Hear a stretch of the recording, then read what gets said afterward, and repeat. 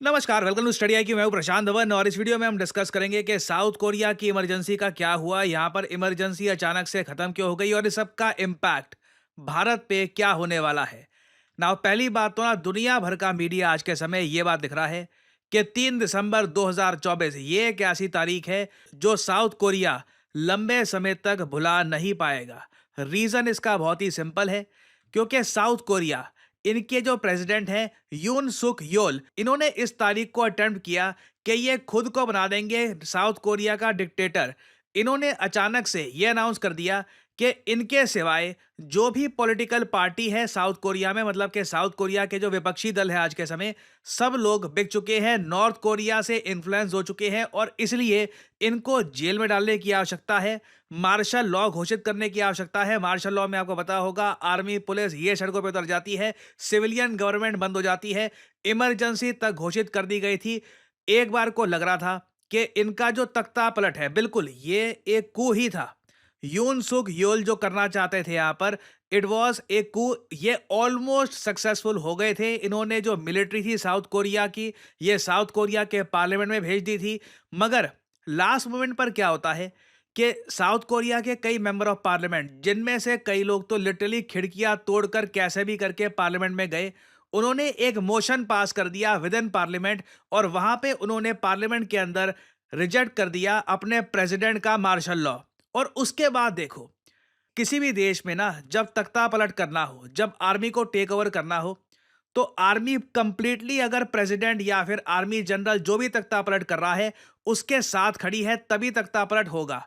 South Korea के case में क्या हुआ कि जो मिलिट्री ऑफिशियल्स तख्ता पलट कर रहे थे, जो ये सरकारी बिल्डिंगें कब्जा रहे थे, इनमें से कुछ लोग तो यून सुक योल के साथ थे, मगर कुछ लोग डाउट में आ गए कि क्या हम सही कर रहे हैं, क्या ये तख्ता पलट करना चाहिए।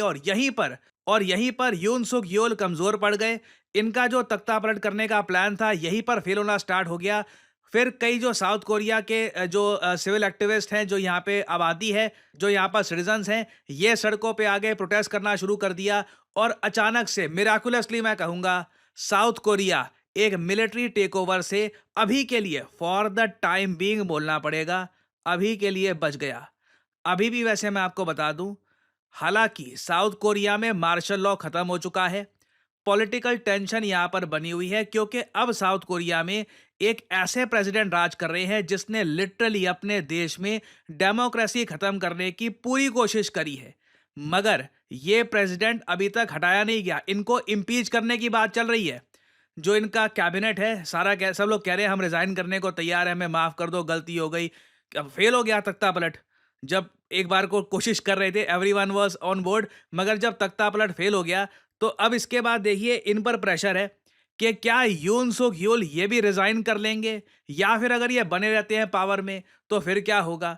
यूएसए ने बाय द वे अपनी तरफ से ये बोला है कि जो भी अमेरिकन सिटीजन आज के समय साउथ कोरिया में हैं, और बहुत सारे अमेरिकन हैं, वो as tourist, as students, as businessman ये जाते हैं साउथ कोरिया में, तो यूएस एम्बेसी ने सबके लिए इमरजेंसी अलर्ट इशू किया है और ये कहा है कि आप बिल्कुल ध्यान से रहिए, अभी भी सिचुएशन नॉर्मल हुई नहीं है। और अगर यहाँ पे आप ये क्वेश्चन पूछ रहे हैं, मगर अब क्या प्रॉब्लम है, इमरजेंसी लगाई गई और जो भी यहाँ पे कू करने की कोशिश करी गई थी, ये सब तो फेल हो गया ना, अब तो डेमोक्रेसी रिस्टोर हो चुकी है। देखिए अभी भी साउथ कोरिया एक बहुत ही ज्यादा नाजुक मोड़ पे है, और इसलिए ना सिर्फ यूएस, इवन चाइनीज एम्बेसी ने भी अपने सिटीजन्स को ये कहा है कि प्लीज ध्यान रखिएगा, एक्सरसाइज फुल कॉशन, क्योंकि अभी भी एक ऐसा प्रेसिडेंट साउथ कोरिया में बैठा है जिसने अपने देश में तख्ता पलट करने की कोशिश करी थी। मार्शल लॉ बिना लोगों से पूछे, बिना अपने बाकी जो पॉलिटिशियंस है किसी से पूछे बिना मार्शल लॉ लगाने की कोशिश करी थी। और अभी भी देखो,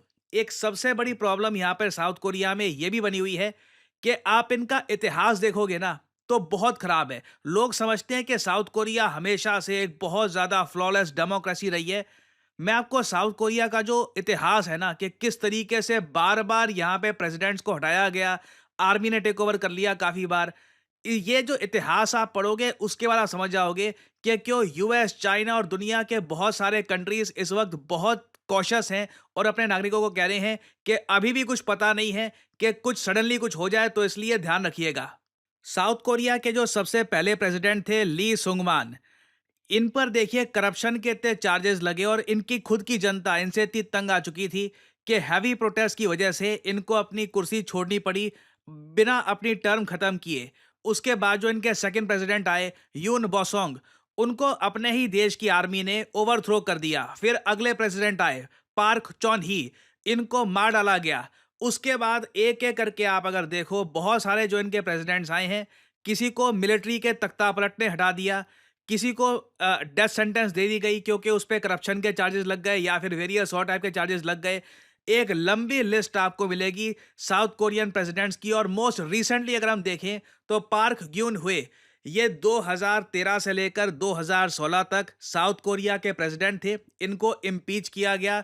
रीजन क्या था कि ये हैवी स्केल पर करप्शन कर रहे थे और 24 साल तक इनको जेल हो गई। आज भी ये जेल में है। तो साउथ कोरिया का देखिए एक लंबा इतिहास रहा है। कई बार यहाँ पे मिलिट्री अपने आप टेक ओवर कर लेती है। डेमोक्रेसी में जो भी इनकी इलेक्टेड गवर्नमेंट है उसको पीछे कर देगी, या फिर इनके जो भी प्रेसिडेंट है उनको गोली मार दी जाएगी, या फिर अगर कोई नई पॉलिटिकल पार्टी पावर में आ गई तो पुराने प्रेसिडेंट को जेल में भेज देंगे लंबे समय के लिए। ये बहुत ही ज़्यादा कॉमन अकरेंस है साउथ कोरिया में। और इसलिए मैंने प्रीवियस वीडियो में आपको कहा था, ये जो डेमोक्रेसी इंडेक्स बनते हैं वहां पर साउथ कोरिया को फुल डेमोक्रेसी दिखाना, इंडिया को फ्लॉड डेमोक्रेसी दिखाना, ये अजीब लगता है ना। क्या हम ये कह सकते हैं कि इंडिया की डेमोक्रेसी में कोई दिक्कत ही नहीं है, हमारा कंट्री बिल्कुल परफेक्ट है? बिल्कुल नहीं। हमारी कंट्री में भी हमें इम्प्रूवमेंट की आवश्यकता है। मगर जब इंडेक्स अजीब से बनेंगे, अब कई इंडेक्स है आपने देखे होंगे और चीज़ों को लेकर जो इंडेक्स बने हैं, वहां पर कई जगह अफगानिस्तान को इंडिया से ऊपर रखा होगा, सीरिया को इंडिया से ऊपर रखा होगा कि सीरिया में लोग ज़रा सुरक्षित है कंपेयर टू इंडिया। तो ऐसे इंडेक्स देखकर अजीब लगता है। जो एक क्रिटिसिज्म होना चाहिए सही तरीके से हो, सही रैंकिंग इंडिया को मिले, उसके हिसाब से हम देख पाएंगे कहाँ इंप्रूवमेंट करनी है। बट जिन कंट्रीज में एक हिस्ट्री रही है कि यहाँ पे डेमोक्रेसी टिकती नहीं है लंबे समय तक और इनके प्रेसिडेंट 24-25 साल के लिए जेल में चले जाते हैं, उनको आप अगर इंडिया से कई गुना ऊपर रखोगे। और फिर अभी रिसेंटली जो केस हुआ है जो इनके प्रेसिडेंट ने, आई मीन आज 2024 में इंटरनेट के युग में अपने देश में इन्होंने तख्ता पलट करने की कोशिश करी। और by the way south Korea एक बहुत ज़्यादा इंपॉर्टेंट कंट्री है, एशिया का एक मैं कहूँगा बहुत इंपॉर्टेंट इकोनॉमी है। सैमसंग जैसी बड़ी कंपनीज यहाँ से निकलती है। ऐसे देश में तख्ता पलट ऑलमोस्ट हो ही गया था। तो ऐसे केसेस में अजीब लगता है कि फिर साउथ कोरिया को लंबे समय तक एक फुल डेमोक्रेसी क्यों दिखाया गया। और ऐसा भी नहीं है कि जो ये तख्ता पलट है अचानक से करने की कोशिश करी गई है। As I showed you earlier, इनके यहाँ एक लंबी हिस्ट्री रही है इस सब की। नाउ अगर हम बात करें कि जो भी साउथ कोरिया में हुआ है, आप मैंने समझ गए कि साउथ कोरिया में हुआ क्या है।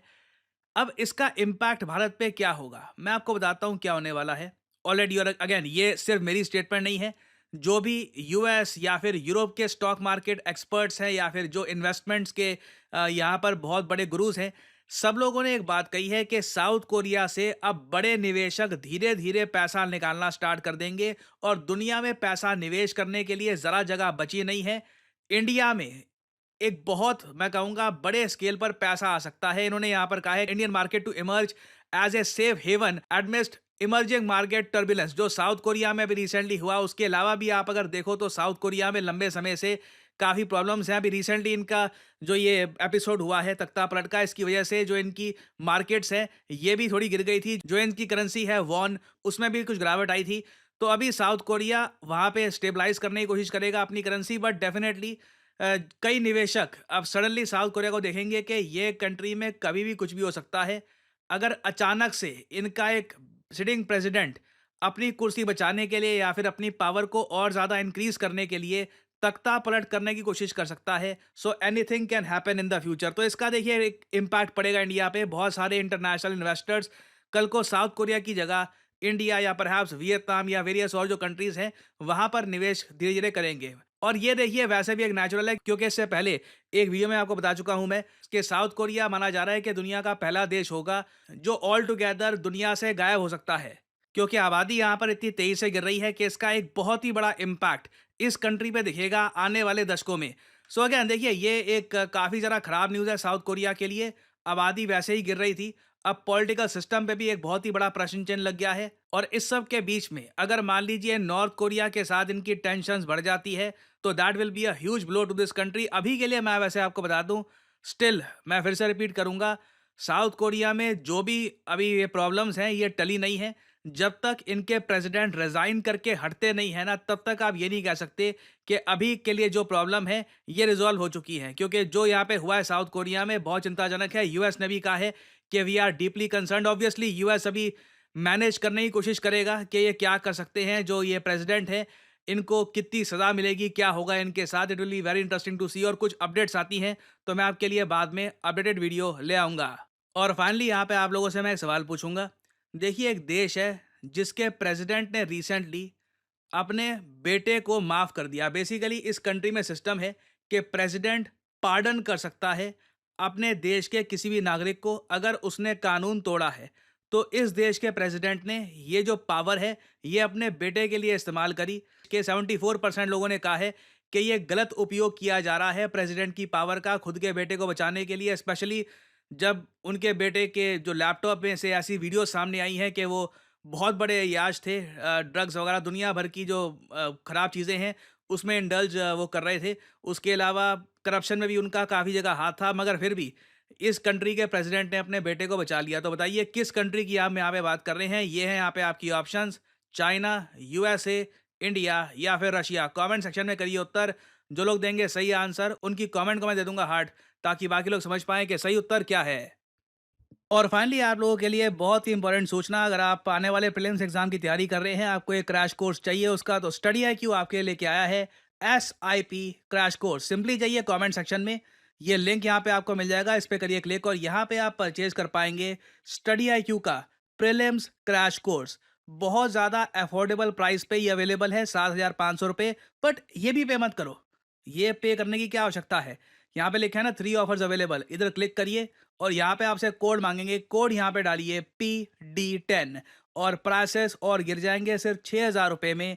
9 महीने की वैलिडिटी के साथ आप ये कोर्स कर सकते हैं परचेज। एक बहुत इंपॉर्टेंट क्रैश कोर्स है जिसमें जल्दी से आपकी यूपीएससी की प्रिपरेशन कराई जाएगी, ताकि आप आने वाले एग्जामिनेशन के लिए खुद को प्रिपेयर कर पाएं। यहाँ पे आपको पीपीटी नोट्स, CSAT वर्कशॉप, बहुत कुछ मिलता है। डिसिप्लिन एक कोर्स है प्रॉपर। सो एनरोल करिए इसमें to properly prepare for your UPSC examination. So इसी नोट के साथ ये है वीडियो कांत। Thank you for listening and as I always say, may the gods watch over you.